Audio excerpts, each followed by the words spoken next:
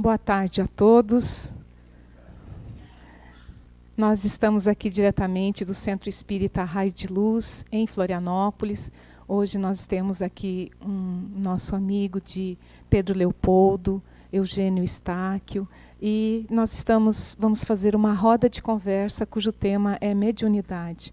Mas para a gente poder fazer essa sintonia e já estarmos conectados com esses amigos espirituais, convido a todos para que a gente faça essa abertura, para que a gente possa fazer essa conexão com o plano espiritual.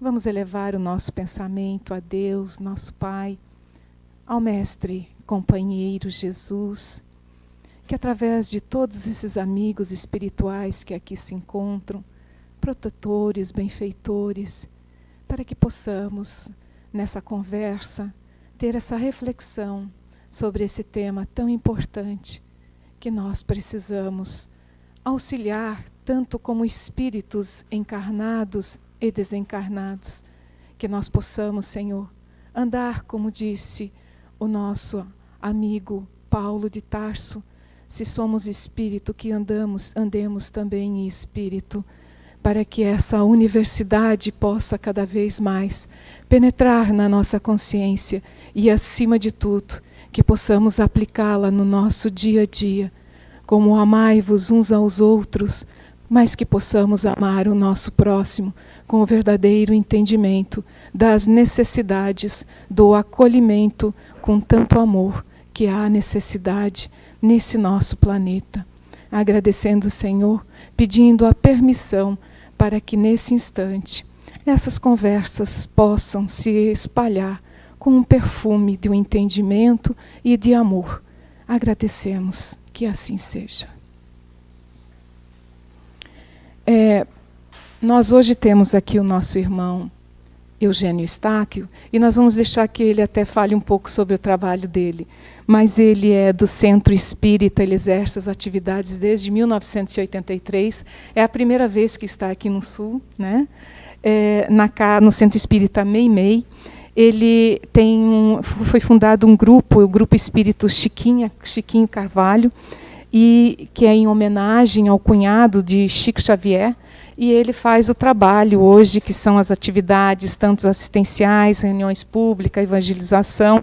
Então, nesse trabalho que eles fazem, eles têm um grande conhecimento, já como aprendizes, né, do trabalho da mediunidade. E ele vai estar, então, trazendo. Ele também está aqui apresentando o livro, que foi o organizador, que são Registros Imortais, que também está aqui disponível, que depois também vai ter uma abrangência também sobre os questionamentos, né? Então eu vou passar a palavra para o Pedro, para que ele possa, para o Eugênio, desculpa, para que ele possa conversar e abrir umas palavras para nós. Boa tarde a todos. A alegria estar aqui em Florianópolis, recebendo esses raios de luz aqui, nessa tarde agradável. Como a Silvana falou, nós trabalhamos na mediunidade lá no Grupo Meimei, que foi fundado por Chico Xavier em 1952, juntamente com o viúvo da Meimei. A Meimei é um espírito de luz, como não poderia deixar de ser, né, que desencarnou aos 24 anos de idade. E hoje no plano espiritual é conhecida como Blandina, que está no livro Entre a Terra e o Céu, como trabalhadora de acolhimento às crianças desencarnadas e às mães que as visitam durante o sono. É uma obra belíssima, né, que quem não leu, eu recomendo que leia. E as tarefas surgiram no Meimei, em 52, justamente para o trabalho da desobsessão. O Chico atendia no Luiz Gonzaga, segundas e sextas-feiras, né, em reuniões públicas de psicografia, né, de cartas consoladoras e receituário do Dr. Bezerra de Menezes. E com o crescimento do entendimento da mediunidade do Chico, a divulgação e com o conhecimento que Chico foi adquirindo no Brasil todo, né, recebia muitas caravanas, muita gente. Então, o Chico ele não tinha como fazer esse trabalho assistencial da mediunidade aos sofredores, aos processos obsessivos que os visitavam lá. Então, depois de 6 anos, o Arnaldo estudando com ele a mediunidade, Arnaldo é um ex-ateu, né? e que através desse sofrimento da perda da pessoa amada, ele se aproximou do Chico e conseguiu ser um grande trabalhador, né, na lida espírita. Então, em 52, foi fundado o Grupo Meimei para essa finalidade de acolhimento aos sofredores, né, e estudo da mediunidade, através da psicofonia. Então, no Centro Espírita Meimei, o Chico não trabalhou com psicografia alguma. Foi todo o trabalho de psicofonia. Ele trabalhava como um médium psicofônico, no atendimento aos sofredores. E os 15 minutos finais, como todo mundo aqui trabalha em uma reunião sabe que há um período de refazimento, e as instruções, né, dos mentores espirituais, começou-se a ter essa orientação para o grupo nascente. E a gente observa na pesquisa que a gente fez, na oportunidade de trabalhar, eu entrei lá no Meimei na década de 80, portanto o Chico ainda estava encarnado, os companheiros que militaram com ele continuavam a tarefa. Nesse período, quem estava na dirigência da reunião era o irmão de Arnaldo, o cunhado de Meimei, o Geraldo Benício Rocha, que carinhosamente era chamado de Major. Imagine por quê, né? Ele era bravo, mas um coração de um tamanho, né? E nós tivemos essa oportunidade de ter esse contato no trabalho da desobsessão.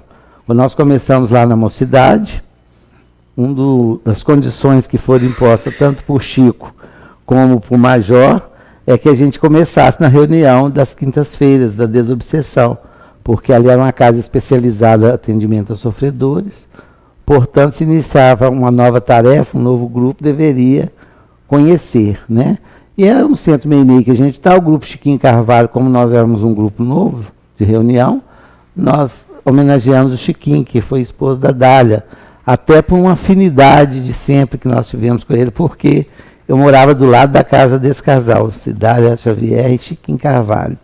Então, nós estamos lá no trabalho da mediunidade até hoje, no aprendizado, como a companheira mesmo diz, cada dia um aprendizado novo, mas nós seguimos as orientações que foram trazidas no livro Instruções Psicofônicas, que foi originário das gravações das psicofonias, que foram datilografadas e depois publicadas pela FEB, tanto Instruções Psicofônicas como Vozes do Grande Além.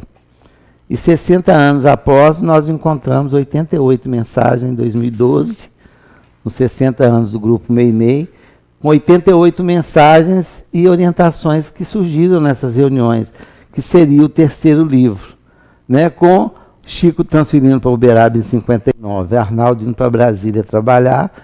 Essas mensagens não foram publicadas.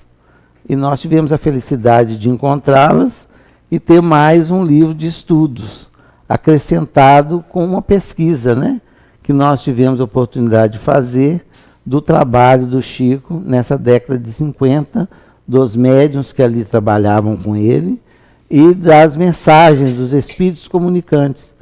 E a gente entende também que cada livro com sua característica.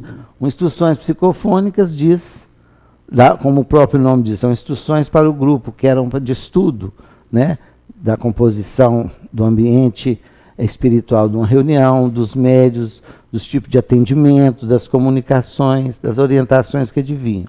Voz do Grande Além, também o nome retrata, eram testemunhos de espíritos já socorridos, né, que estavam em recuperação ou em evolução já com o entendimento adquirido através da presença nessas reuniões mediúnicas. E esse Registros Imortais, ele traz depoimentos e instruções também de espíritos de todas as religiões, evangélicos, católicos, espíritas, personalidades que hoje com o advento, né, da internet e da pesquisa, do arquivo digital que nós temos, nós conseguimos identificar vários e muitos deles. E são pessoas bem conhecidas. Então é uma mensagem muito direcionada ao movimento religioso em geral. Assim também como algumas previsões que traz, por exemplo, sobre o aquecimento global, nós estamos falando na década de 50, nem se falava nisso, né? Instruções sobre meio ambiente. e previsões também, né, sobre essa nova era que nós estamos almejando atingir no momento. E, além disso, a comemoração dos 100 anos da doutrina espírita, né, que foi em 1957. Então, é uma obra que nos enriqueceu bastante, com uma oportunidade única, né, de um conhecimento do trabalho de Chico nessa época e das pessoas e dos espíritos que ali comungavam com ele o trabalho. Essa é apenas uma introdução, né, Silvana? Como é uma roda de conversa, a gente espera que converse, né, sobre a reunião mediúnica. Bom, a reunião mediúnica, ela tem uma característica que eu acho que todas as reuniões devem ter, né?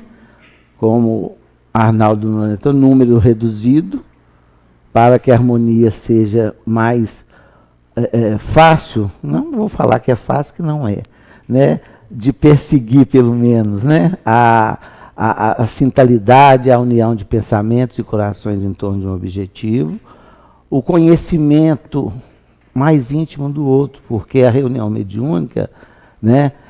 Ela, na teoria, ela é muito profunda, muito rica, então nós temos que estudar bastante, mas na prática ela é simples, é o amor. Né? Então a gente consegue alinhar essa proposta do entendimento e o amor num trabalho da desobsessão. É um trabalho que requer muita compreensão, né, de todos da equipe, porque o nome já diz equipe, não se faz uma reunião só com médios psicofônicos, só com doutrinadores ou esclarecedores, tem sustentação, tem dirigente, tem passistas, e todos com um fim, né, com um objetivo de assistência. O médium precisa de apoio, o espírito precisa de acolhimento e nós precisamos de trabalho. Então é uma oportunidade, né, que nós temos. E tem esse mecanismo que acho que é o que é discutível, né? Pelo menos no nosso entendimento, como se dá o fenômeno? Qual o tipo de mediunidade que está trabalhando? Né? Qual o grau de interferência do médium? Qual o grau de acolhimento do esclarecedor? Qual o grau de vibração da casa para se propor esse trabalho? Vocês que tinham que perguntar, mas eu já estou perguntando. Né? Porque aí nós vamos ter um trabalho mediúnico, né, confiável. A gente não pode falar que é maravilhoso, mas confiável. Eu falo muito com o nosso grupo, que hoje eu dirijo o grupo Meimei. Eu falo, se a gente não atrapalhar o que foi feito, já está muito bom. Né? Porque a gente recebeu um legado muito grande na obra de Chico Xavier. Né? Nós temos esses 3 livros e temos toda a série André Luiz, né, que nos esclarece com tanta propriedade. E o Grupo Meimei fica com uma responsabilidade grande, né? Os que trabalharam hoje somos nós, porque o livro Instruções Psicofônicas foi em 1955. O Domínios da Mediunidade da série André Luiz também foi lançado em 1955. E o livro é André Luiz observando uma reunião. Onde seria essa reunião? Nós acreditamos que é o Grupo Meimei, né? Então, ali nós temos 2 livros ao vivo de uma reunião mediúnica. Então, essa é uma contribuição valorosa da prática mediúnica. Fora os outros que trabalham a teoria, o mecanismo da mediunidade, e toda a série André Luiz que envolve o trabalho mediúnico. Então, é uma contribuição muito grande. Então, é o estudo que vai nos favorecer um trabalho, pelo menos próximo, né? Ou pelo menos confiável, porque a espiritualidade sabe até onde a gente consegue. E o trabalho é liberado para o trabalhador na proporcionalidade que ele consegue corresponder. Então, nós não somos perfeitos, né? Mas melhoramos, podemos melhorar a cada dia, e essa credibilidade do trabalho sério, né, é que proporciona esse socorro. E hoje eu vejo até muita gente falar, a mediunidade, eu acho, é uma opinião, eu não conheço muito a região de Florianópolis, mas os lugares que eu tenho oportunidade de ter contato, é muito pouco preparado para receber novos médiuns, muito curso teórico e pouco curso experimental, que é necessário experimentar. A teoria distancia da prática. Isso é Roque Jacinto que fala. Quando eu li isso, eu falei, gente, não é que é super certo? Porque nós temos muita gente falando de mediunidade que não trabalha numa reunião mediúnica. A experiência, Kardec nos fala, não se tem outro método a não ser da experimentação para o exercício mediúnico. Então, nossas casas têm que se preparar para novos médios, é um trabalho necessário para o mundo de expiações e provas. Quem sabe, nessa regeneração, a nossa mediunidade já será diferente, atenderá outros objetivos. Mas, por enquanto, é o socorro, é o esclarecimento, é o trabalho de implantação do Evangelho, é de instrução, né, para a nossa pequenez ainda. Então, nós precisamos ter essa dedicação, segundo a espiritualidade vem nos oferecendo ensinamento ao longo desse tempo, né, que já é bastante tempo.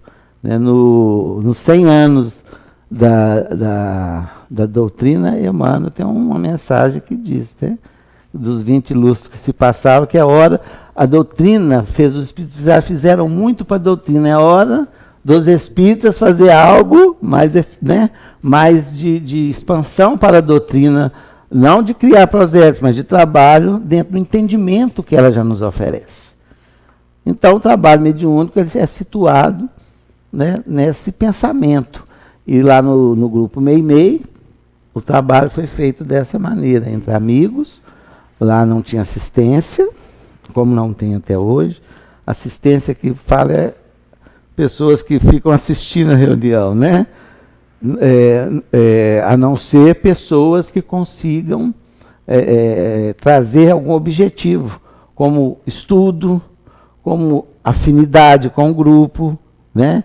E assim mesmo, então, é um trabalho que foi feito entre amigos, os familiares do Chico, os familiares de Meimei e alguns amigos de Belo Horizonte, com médiuns que Chico trabalhou, preparou para que pudesse produzir, que eram pessoas que estavam envolvidas no processo obsessivo. Nós temos alguns depoimentos gravados, que se receberam a orientação e ajuda e produziram até o final, porque quem trabalhava com Chico tinha uma vantagem, vivia muito.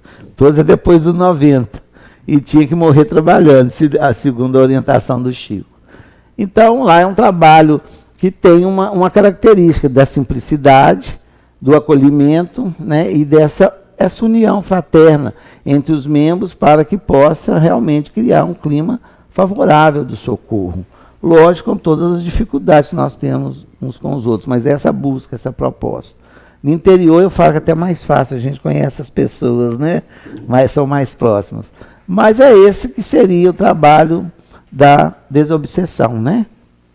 Eu vou parar de falar um pouco para ver se tem alguma coisa a dizer, alguma curiosidade, algum fato que a gente possa estar contribuindo. Alguma pergunta? Se não tiver, eu continuo falando, hein, gente? Você já falou agora no início, enquanto a gente pensa, e a gente vê se tem alguém fazer pergunta, que está chegando muitas pessoas com a mediunidade já aflorada, né, e que vêm nas casas espíritas pedindo esse auxílio. E, na verdade, é um entendimento ainda que é só começar a trabalhar, né? O que você poderia dizer sobre esse aspecto dessa quantidade que já era prevista chegar até as casas ou que tenha o afloramento realmente da mediunidade? Emmanuel nos fala que a mediunidade ela tem 3 passos para chegar no médium. O aviso, todo médium tem aviso, de alguma forma. Tem a chegada, que é um período de maior perturbação para o médium, e o entendimento, quando ele começa a estudar e trabalhar. Né? E porque é algo novo. Kardec também, no livro que tem, não sei se vocês conhecem, A Prece, que é a coletânea de prece do Evangelho, mas foi editado pela FEB em 40, separado, que tem uma mensagem de Kardec falando sobre a desobsessão, de 1898, pergunta, é dado a todos nós que sabemos o desígnio divino, que não cai nenhuma folha da árvore se o Pai não queira, procurar socorrer alguns desígnios através da obsessão? Kardec fala sim. Segunda pergunta, mesmo sabendo a nossa pequenez, a nossa falibilidade, imperfeição, podemos nós dedicar ao trabalho da desobsessão? Sim. Podemos iniciar o trabalho sem estudo? Não. Porque a postura de um médium é de um médico ou enfermeiro à cabeceira de uma mesa de cirurgia. Não se dá um paciente para um médico que não estudou. Então, o estudo, ele se torna imprescindível. Eu só acho que é um método que a gente usa, o estudo ele tem que permear a experimentação.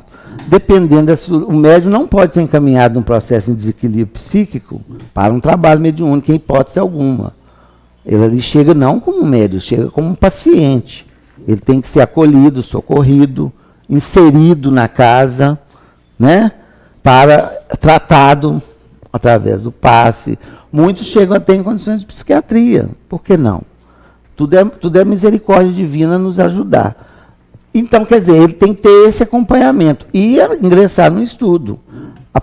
Agora, tem gente que tem uma mediunidade mais ostensiva, tem outros que têm uma mediunidade mais pacífica, digamos assim, mais branda, na questão da sensibilidade. Então, eu acredito que à medida que ele vai inserindo no estudo, que ele se reequilibra, que ele passa a ter entendimento do que é uma mediunidade, um trabalho mediúnico, ele pode ser inserido sim e continuar estudando ao longo da vida, porque a gente não para de estudar. Então não se forma, né? Se equilibra, se entende a mediunidade e se propõe a ajudar ao trabalho. Aí eu acho que é válido. E tempo a gente não pode determinar. Então, às vezes tem quem tem uma proposta, tem um curso de mediunidade, eu quero ir fazer o curso, demora 3, 5 anos, ótimo. É uma situação. Mas nós temos que estar mais preparados para a acolhida nesse sentido, de inserir o quanto o tempo possível um médium num trabalho, mas com as etapas corretas.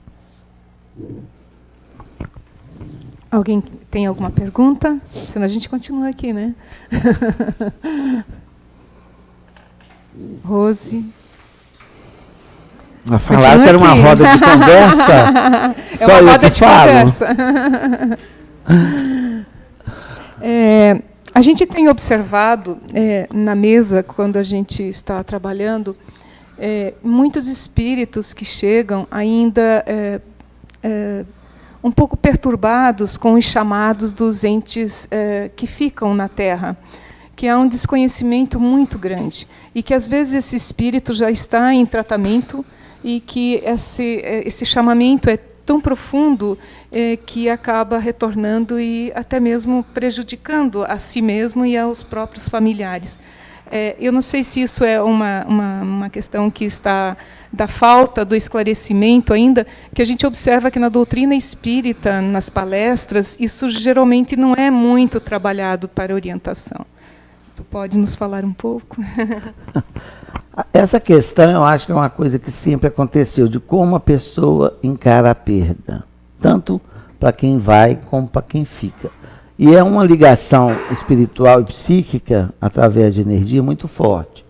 No céu e inferno, Kardec fala que a prece sentida, a energia positiva, reanima, os encoraja para que eles possam prosseguir. O desespero a gente vê que atrai para o desespero. Então é muito comum acontecer isso. O espírito, às vezes, ele desencarna, ele consegue ter um certo entendimento, mas o lado afetivo fica perturbado por causa dessa mentalização, ou desespero, ou inconformação, falta de aceitação, né, daqueles que ficam. Então é um trabalho de conscientização, como a senhora mesmo falou, da gente, quer dizer, na casa espírita, o conhecimento espírita dá uma visão diferenciada, né? O fenômeno morte também tem tido uma compreensão, né, bem mais clara hoje em dia. E as doutrinas cristãs, né, seja qual ela, evangélica, católica, espírita, nós acreditamos na sobrevivência do espírito. Depois disso é que diverge o entendimento. Mas essa base a gente tem. Então é trabalhar essa base da imortalidade, a questão da fé, né, para aqueles que ficam. Para o espírito que está numa situação dessa, o trabalho da desobsessão, que vira uma obsessão de encarnado para desencarnado, é de tentar cortar esses liames magnéticos que prendem o espírito e ele aceitar uma nova proposta de caminhar, de ir porque ele também não quer ir.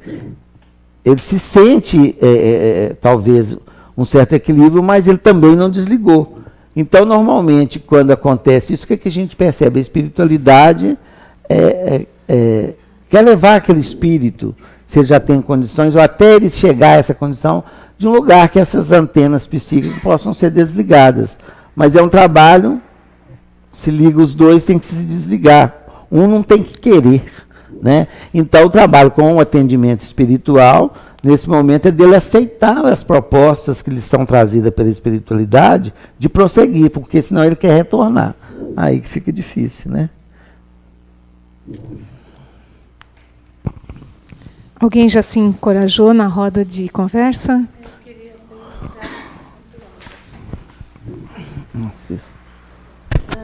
Se todas as pessoas que desencarnam, eles vão para o umbral. Umbral? Olha, o umbral é uma região próxima à Terra, ou seja, faz parte da Terra. As nossas colônias espirituais ainda são ligadas à Terra, né? Nossa questão de espiritualidade, Emmanuel fala que muitos de nós desencarnamos e não conhecemos a espiritualidade e voltamos a reencarnar. Nós não conseguimos colônias mais distantes da Terra. Né? A gente pauta nosso lar é em cima do Rio de Janeiro, ligado à Terra, o movimento que acontece lá, né, é similar ao daqui, ou daqui é o similar lá. Então nós não desligamos. Agora, o umbral é uma região mais que tem várias regiões. Né, que é denominado umbral, a zona mais inferior em vibrações. E é de acordo com o pensamento que nós vamos habitar essas zonas. Nós vamos criar o quê? Comunidades em sofrimento. Né? Então, eu não falo que todo mundo vai passar. Eu até brinco muito com esse caso, porque André Luiz foi para o umbral. Então, falando, André Luiz foi para o umbral, nós não vamos passar. O André Luiz, ele ficou 8 anos, ele foi rezar depois de 8 anos, já chega pedindo socorro. Já cheguei, socorro, para que não estacione. E André Luiz também não tinha o conhecimento, né, espiritual. Bastou uma oração, né, sentida e uma proposta diferente. Eu não quero mais esse sofrimento, né, eu preciso caminhar, que ele foi socorrido.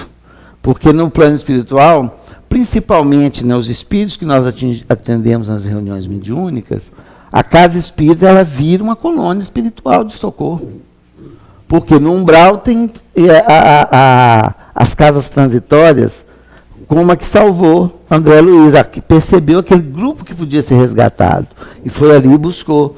Nós temos outras colônias correcionais, como nós temos as cadeias, manicômios aqui na Terra, que esses espíritos vão para lá. Né?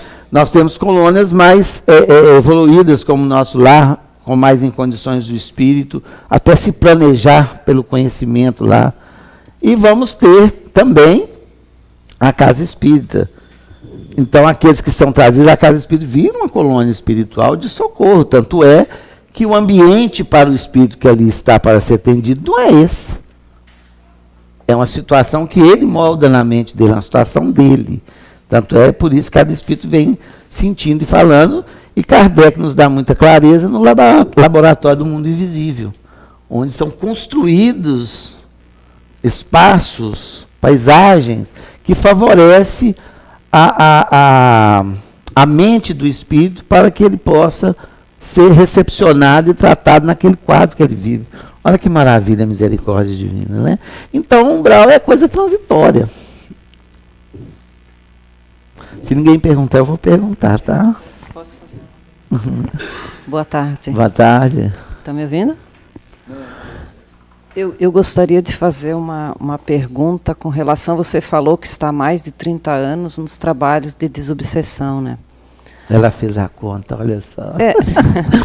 Não, mas é que eu há muitos anos atrás, quando eu comecei a procurar ajuda na casa espírita, eu não tinha nenhum conhecimento, eu não tinha lido nada sobre espiritismo, e eu fui conduzida a um trabalho de desobsessão. E, na época, o trabalho de desobsessão era quase uma luta corporal, assim, era uma... E eu me apavorei com aquilo, porque eu não tinha conhecimento, eu não tinha lido nenhuma literatura espírita. E eu fiquei muito chocada, participei de alguns e me tranquei, nunca mais participei.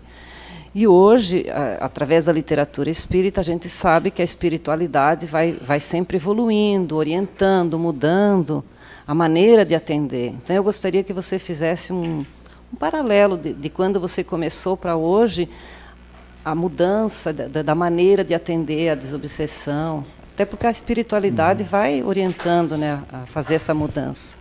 É isso. Eu acho que a mudança é no entendimento da mediunidade, porque hoje a questão do estudo ela é mais evidenciada do que não acontecia antigamente. Antigamente, eu acho que os médiuns tinham pouca proposta de ser médiuns. Eles estavam num processo da sensibilidade, da eclosão da mediunidade, e iam trabalhar aqueles que conseguiam. Outros eram internados em manicômios, né? Porque ninguém entendia. Então, era uma falta... A verdade vos falar livres, né? Então, quando a gente conhece, é outro entendimento, né? Então, o que eu vejo que mudou muito... Hoje todo mundo está muito atrás de estudo, de compreensão, porque nós vivemos a era da informação. A informação é muito disponível, apesar de que muita informação está sem censura, o que a gente tem que ter a base. Então, estudar a doutrina, nós temos que ter a base, que é as obras básicas, obras de Chico Xavier, André Luiz, para que a gente possa até buscar outras literaturas, se a gente tiver interesse, né, mas com uma base garantindo aquele conhecimento que eu estou buscando, que eu acho que está faltando um pouquinho. Mistura-se muito por causa dessa falta de censura e falta de base. E o atendimento, eu acho que ele não muda tanto, porque os nossos problemas da humanidade não mudaram ainda. É a mesma coisa. A dor é a mesma. Os sentimentos são os mesmos, as necessidades não mudaram muito. O que eu noto muito que mudou, vou até te falar o que eu observo. Quando nós começamos, era muita questão de fazendas, daquelas poderios, de terra, aquelas lutas. Eram muitos processos que esses espíritos ficaram agarrados no poder, né? Depois passou para drogas. Na década de 90 eu vi que começou muito atendimento. Agora eu vejo muita questão do suicídio. Outra questão que eu vejo muito chegando aos nossos trabalhos mediúnicos é a questão da perseguição no momento de transição, a própria doutrina, no sentido de que da transformação que ela pode contribuir, né? Não é nós que vamos fazer a transformação, mas a doutrina pode contribuir e muito. E também uma outra coisa positiva, muito preparo de espíritos que vão iniciar esse trabalho de regeneração. Muitos cientistas que não souberam amar, já estão revendo seus conceitos, muitos médicos, muitos laboratórios, muitas propostas, né, de espíritos que estão se preparando para nos ajudar nessa transformação. Mas esse comportamento, voltando à sua pergunta, de levar uma pessoa sem desconhecimento a uma reunião mediúnica, é um erro que acontecia muito. E talvez num ato de desespero. E muitos se encontraram. Através do quê? Do estudo. Espera aí, eu não posso ficar aqui desse jeito. Vou estudar, vou procurar. Então depende, o médium iniciante, ele precisa de boa orientação. Senão ele não consegue. O Chico teve. O casal Perácio saiu de Cordesburgo e foi morar do lado da casa dele, em Pedro Leopoldo. Porque tinha uma missão, né? E foi orientar Chico no início da mediunidade. Porque talvez podia se perder, não falando de Chico, mas todo médium, o Roque Jacinto fala, o médium iniciante precisa de um orientador. No que ler, no atendimento, a sua mediunidade para ir orientando, para fazer o filtro devido, né? Para que ele possa se educar mediúnico. A gente fala muito de desenvolvimento mediúnico, mas a gente educa a mediunidade para um trabalho mais eficiente. Mas uns 30 anos atrás acontecia muito isso. Graças a Deus que tem diminuído, né? Tem diminuído.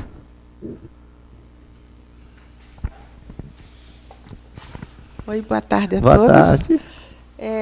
Continuando o que você está falando, né? É que antes também eu vim de família espírita, né? E eu também não entendia muito. Mas, continuando o que tu falou, é que antigamente também a maioria do pessoal não sabia ler, né? E tinham visões e sentiam, por exemplo, falar da minha avó, né? E assim, ó, ela benzia, né? Então, hoje, fazendo o estudo, né, que eu trabalho aqui na casa, e eu sei que ela era uma médium de cura, né? Ela benzia de arca caída, enfim, né, mal olhado. Os passistas da época. Então, continuando também o que a Salete perguntou, né, é que hoje a gente faz mais estudo, a gente vai atrás, né, para ver, com leitura, fazendo estudo na Casa Espírita, que a gente está fazendo hoje aqui. E isso só faz crescer mais, né? Também, né? Melhora a produção mediúnica e o entendimento, né? É verdade. Obrigada. Obrigada a você.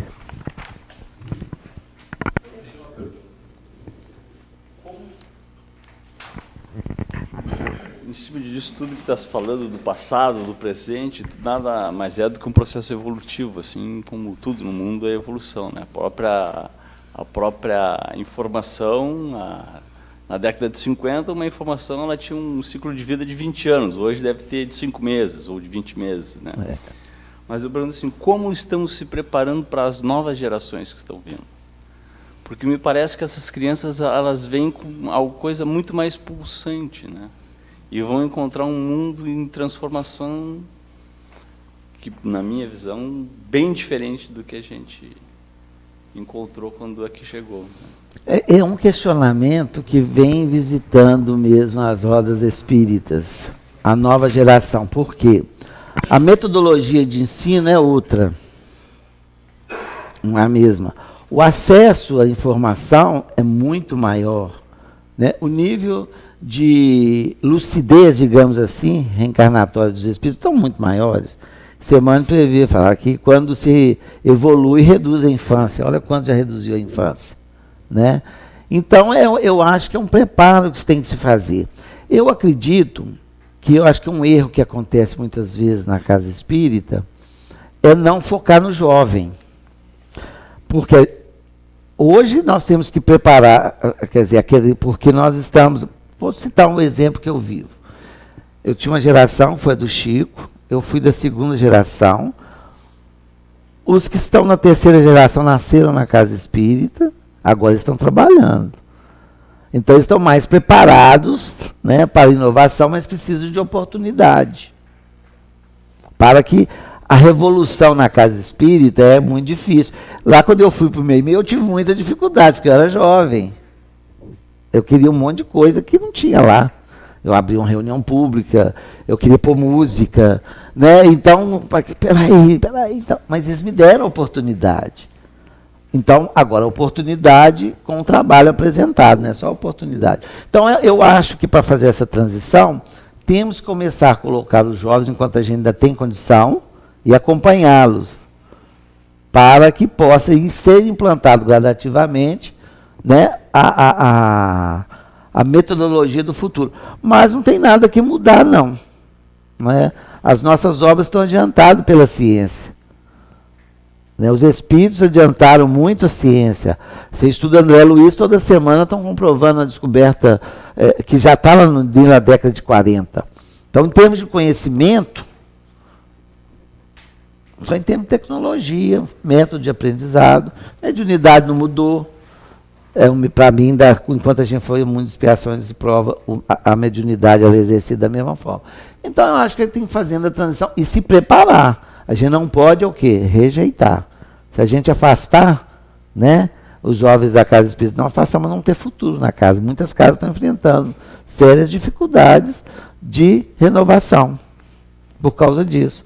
A oportunidade é muito limitada para quem chega.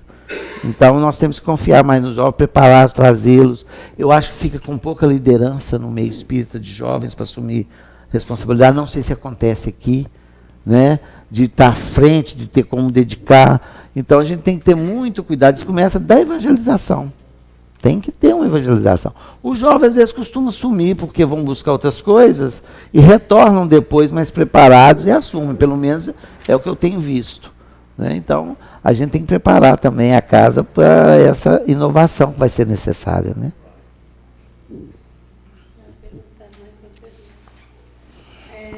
Como nós pais, nós podemos nos preparar com tanta tecnologia e essas crianças estão vindo, estão usando, eu não sei, lá no futuro, como é que vai ser isso, se há um prejuízo para as crianças, né, que estão usando muita celular, tablet, computador, se isso vai ser problemático futuramente para eles, se é muita informação, e a gente não está preparado para... Eu não saberia dizer, porque eu também estou na geração mais anterior. Mas o que a gente compreende, as crianças, Kardec fala lá na Nova Era, que elas seriam identificadas, né, pela inteligência e sob o sentido espiritual, os bons espíritos. Então, hoje, eu acho que todo mundo foca muito na inteligência da criança, esquece de olhar a índole espiritual, se ele está voltado para o bem. Então, eu acho que o cuidado que nós temos que ter com as crianças é ver aqueles que não estão muito voltados para o bem, precisa de um acompanhamento muito firme, porque tem uns que a gente já vê que o inteligente é voltado para o bem por si só, né? E a informação, eu acredito o seguinte, o que prejudica é a liberdade da informação ser utilizada por uma criança que não tem discernimento. Eu acabei de falar sobre a informação, até sobre a doutrina espírita, que nós temos que ter base para buscar as informações.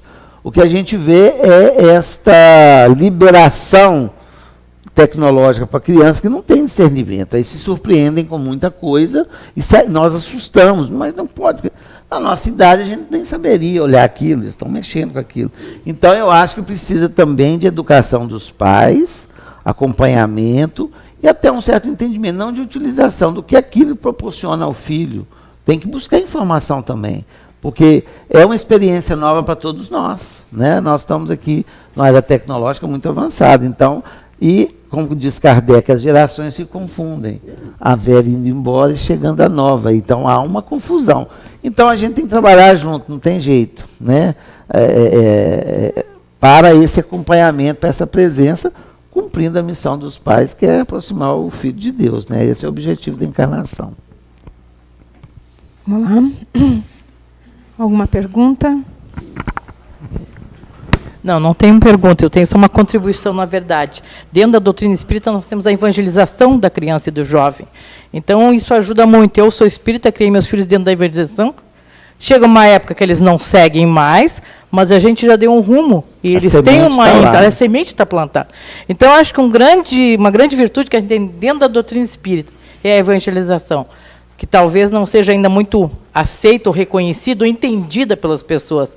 Mas ela é a base, porque a gente lá desde a infância planta aquela sementinha que vai germinar futuramente, com certeza. Com certeza, está registrado. Voltando à questão da mediunidade, da mesa mediúnica, nós estamos passando por um processo de transição. E também os espíritos que estão se manifestando muitas vezes são espíritos que já estão há muito tempo de forma inconsciente, com outras épocas muito antigas. E a gente percebe que, às vezes, todo esse preparo do Evangelho, mas ainda a revolta, como se fosse um leve despertar, né? Então, é uma responsabilidade muito grande que a gente sabe de quem está trabalhando na mesa, mas dentro da confiança que a gente tem que ter nos benfeitores que estão ali fazendo esse trabalho que é muito maior do que é invisível. Então, isso é uma forma de a gente ver que realmente são chegados os tempos, através desse trabalho que está sendo feito realmente, desses espíritos que estão a despertar. Olha, eu acho que isso acontece toda época, né? como eu falei, os escravos eram mais, mas sempre tem alguém, os reminiscentes, os renitentes, né? E o tempo que o espírito se apega àquela situação, né? Como Kardec fala, a perturbação espiritual, depois do desencarno, para levar dias, meses, anos e séculos. Não tem um tempo. Agora, o trabalho da mediunidade, como a senhora falou sobre a questão do Evangelho, segundo os espíritos, alguns, até segundo os bons espíritos nos esclarecem, que o espírito ele fica como uma pilha ressecada, ele perde os sentidos sensoriais. E a mediunidade, ela favorece o chamado choque anímico, que o próprio nome já diz o que é, choque da alma, né? Então, essa aproximação com as energias do médium é como se tivesse recarregado uma bateria, que dá a ele um novo olhar, que pode ser o que a senhora falou muito bem, que é o despertar. Eu acho que no trabalho da desobsessão, ela chega até aí. É despertar o espírito para uma realidade, e para essa realidade que ele vai descobrir que tem um socorro ali. Porque ele não enxerga o socorro. Então, quando ele desperta, ele fala, eu não estou só. Então, aí ele tem possibilidade de procurar um novo caminho. Aí é a tarefa da mediunidade, é esse despertar que nós temos que estar conscientes que seria a nossa tarefa, ou a nossa contribuição, porque o trabalho maior é da espiritualidade. A partir dali eles são o quê? Encaminhados. Então eles chegam para a gente como um enfermo, e a gente como um enfermeiro, um médico. E o médium é que fornece essas energias que traz um despertar, um olhar. Então, muitas vezes, o espírito está se achando, vamos dizer, estou com minha vestimenta de gala e está todo maltrapilho, ele se enxerga, mas eu estou sim, não acontece? Ele acha que está em 1820, você fala que está em 2019. Aí, mas como? Ele vai buscar essa compreensão, né? Então, eu acho que a tarefa do despertar é através desse choque anímico, é como se ligasse as baterias para os sentidos sensoriais do espírito retomar e ele buscar. Porque muitos espíritos não conseguem nem chorar. Um pronto atendimento. Para depois sair o tratamento. E muitos podem até voltar, porque a casa pode oferecer tratamentos e pode se internar lá. Você está no hospital, às vezes aquele hospital na própria casa. Muitos chegam cansados que precisam descansar, fazer uma conversa depois, que aquele momento dele ele não consegue dormir. Um suicida, por exemplo, que você está num ponto de você tem que está andando com aquela cena, tá, se ele conseguir ter uma consciência que ele está no hospital e falar que quer dormir, é aquilo, não tem que falar mais nada. Né? A fala é só complementar. É a oração, é a vibração, é o reabastecimento, é o acolhimento, é o amor, né? É o carinho, é a compreensão que você tem com aquele espírito que vai fazer ele ver um cenário diferente, de aceitar aquela ajuda que está disponível para ele, mas ele não conseguir alcançar. Né? Então, por isso que é um trabalho muito necessário na casa espírita, desse acolhimento, né? E cada espírito com a sua dificuldade, com o seu, um é por ódio que está cego, o outro é por uma doença, né? Outro por falta de perdão, outro por falta de compreensão, outro é por posição, não quer largar aquela posição, e ele faz aquele cenário, ele fica ali. Então, despertar, você usou a palavra correta, é o despertar. Alguma pergunta? Já estamos quase no final da nossa roda, né, de conversa, passou rápido o tempo. Rose? Boa tarde a todos, Boa tarde. Prazer conhecê-lo. Prazer, viu? Meu nome é Rose e eu trago, na verdade, eu trabalho numa equipe, faço parte de uma equipe mediúnica na Casa Espírita onde eu sou trabalhadora, e eu trago então uma dúvida do grupo. Por exemplo, um dos médiums se sente mal, não está disposto, e ele se questiona muitas vezes, vou para o trabalho mediúnico ou não? Chico falou que se ele esperasse resolver e melhorar tudo, ele não teria saído do lugar. Pois é. Eu acho que nós trabalhamos na mediunidade, ou na casa espírita, nós não estamos isentos das vicissitudes da vida. Então, nós vamos ter dificuldades, vamos ter problemas, né? Uma hora eu posso até precisar ser atendido, porque nós ainda temos um preconceito. Às vezes é um momento que eu estou precisando de socorro. Um exemplo clássico, a pessoa trabalha no passe, depois que recebeu o passe, falava que não estava bem. Mas por que eu não posso ficar sem trabalhar no passe? Hoje eu recebi o passe e na próxima semana eu voltar. Eu não posso, eu passo isso toda semana, eu estou com um problema. Aí eu preciso de tratamento, é diferente. O médium também. Todos nós temos os problemas. Se eu não souber lidar com meus problemas para dedicar esse tempo à mediunidade, dificilmente eu vou fazer uma produção mediúnica boa.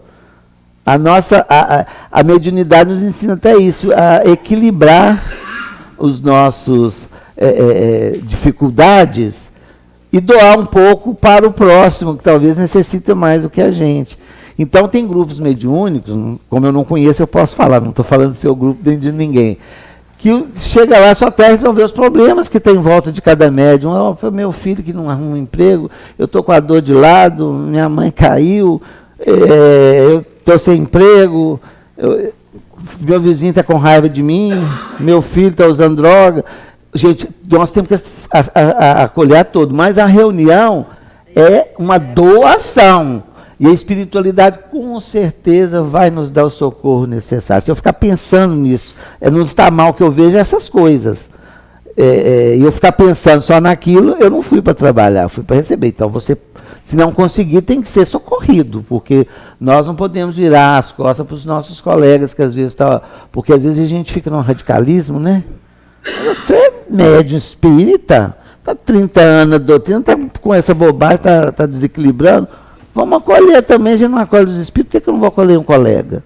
Agora, tem que saber se a pessoa pode continuar trabalhando ou não. Isso é.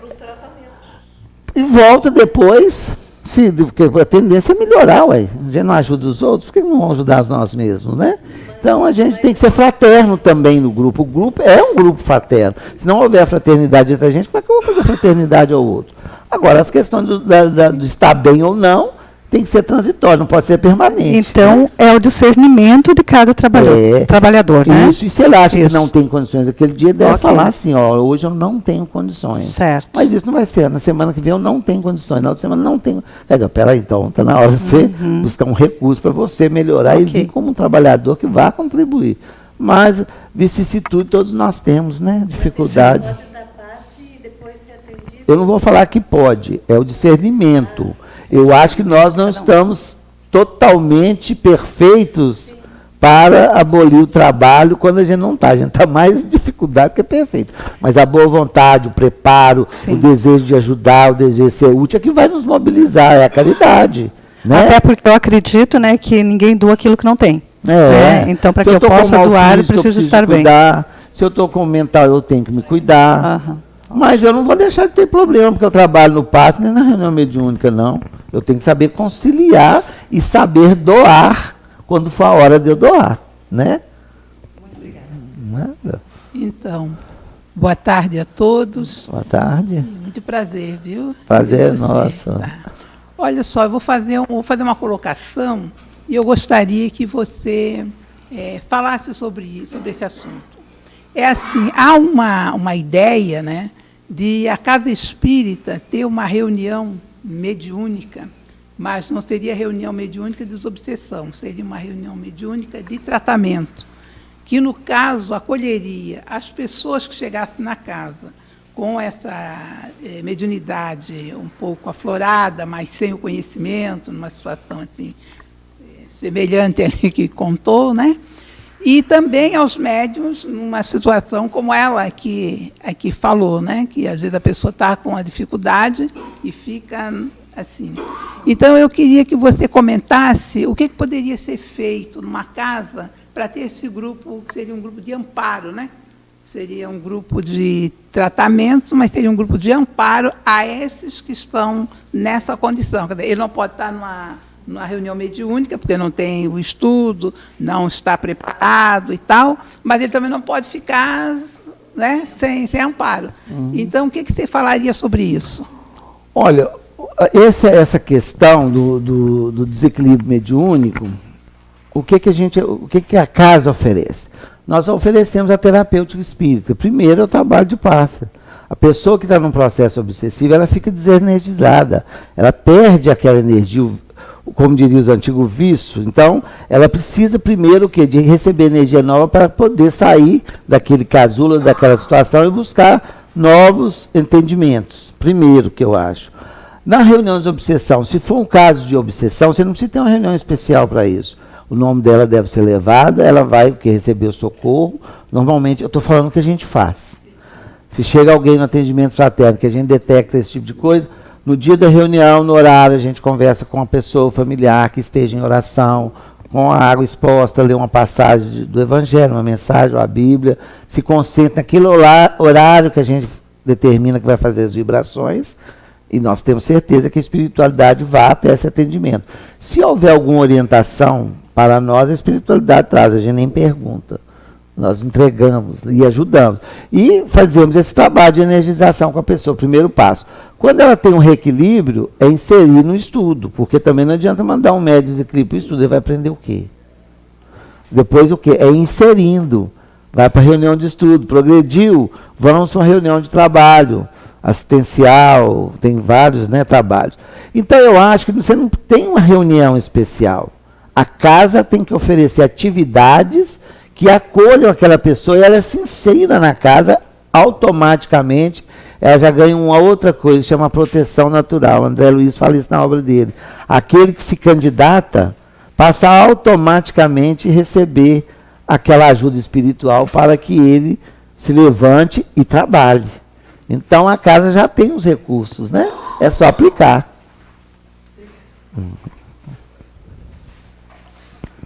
Tem mais alguma pergunta? Senão a gente vai encerrar a nossa... Tem uma conhecida que ela participa de uma casa há 15 anos. E ela entra e sai e ninguém oportuniza nada, nem colocar uma água no copinho, fazer uma recepção, fazer uma leiturinha lá na frente. São sempre as mesmas pessoas que põem a aguinha, que fazem a leiturinha. É tudo 15 anos. Ela senta sempre até na mesma cadeirinha. É uma prática? Deve ser essa uma prática? Hoje nós falamos tanto em acolhimento, aquele frequentador novato tem que ser acolhido. Eu acho que quem trabalha na casa, quem é dirigente da casa ou da reunião, quem está na recepção, cada casa tem uma metodologia, mas chegou uma pessoa nova, apresentar a casa, falar quais atividades que tem, dar as boas-vindas, observar a frequência daquela pessoa, se ela for mais frequente, convidá-la a visitar um trabalho específico. Você gosta de fazer o que você gosta de estudar? Nós temos esse. Podia nos visitar, quem sabe, sincero. É acolhimento e incentivo, porque quando acontece isso, eu tenho um culto, que a gente está observando isso, que se num culto, numa reunião pública, se ficar a mesma coisa, fica só aquelas pessoas. A tendência das outras é procurar alguma coisa. Ou então tem gente que é mais acomodada também, está ali só para aquilo. Ele quer escutar, ele não quer envolver. Não, o trabalho dele é porque nós também achamos que todo mundo vai para a casa espírita, tem que trabalhar. Nem todo mundo vai trabalhar. Nem todo mundo é médio ostensivo. Né? Tem uns que vão receber o socorro e vão embora mesmo, porque a tarefa deles é outra. Mas aquele que é mais frequente, nós temos que ter atenção para trazê-lo, para incentivá-lo, para acolhê-lo, apresentar o que tem que ser feito. Aí, né, quando a equipe é fechada, é muito difícil aumentar trabalhador. Né? Eu brinco muito lá no centro, quando eu vejo agora, nós estamos fechando, viu? Aqui tem emprego. Na época do desemprego, aqui tem emprego. E uma outra coisa que eu vou completar, você vai me desculpar, é quando chega também, se aumenta o número, por exemplo, tem uma reunião de estudos, que monta uma reunião mediúnica, tem mais gente, monta-se outra gente. Outro grupo de trabalho, os grupos, né? Aqui tem vários, né? Nossa casa também. Eu sempre falo, eu sempre escutei, já escutei várias vezes, que no centro espírita não é só ser médium, não é só levantar a mão e dar passe. Todo o trabalho é importante. Varrer, limpar, servir aguinha, né? Isso. E a maioria... Põe a cadeira no lugar, põe a cadeira o povo se larga tudo espalhado, receber, né, as pessoas, né? Mas, assim, ó, a maioria das pessoas que trabalham, não digo a maioria, mas, né, na sua grande maioria, acham que é chegar na hora e dar o passe, que isso é o mais importante. E a gente sabe que não é, né? Não, então... Eu acho que a Casa Espírita ela tenta desenvolver em nós, ou deveria desenvolver em nós, o espírito de servir. Isso. Não é? É para isso que é um treinamento. A nossa vida está lá fora. É ficar uma hora aqui de bem é uma maravilha. Então a Casa Espírita nos oferece a oportunidade de aprender a servir, né? É essa que tem que ter a nossa mentalidade. Não importa como. Não,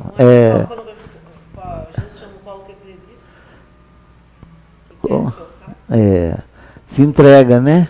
Queres que eu faça? Ok, nosso irmão tem outro compromisso, né? Foi uma grande alegria tê-lo aqui conosco, uma hora aqui conversando sobre a mediunidade, um tema muito importante, uma tarde rica, né? Queremos agradecer muito, que seja a primeira de outras vezes, não só da roda de conversa, mas que possa vir aqui na nossa casa também com a palestra. Agradecemos muito, dando o nosso abraço caloroso a toda aquela equipe, que com certeza esses conhecimentos nos auxiliam muito no nosso dia a dia, né?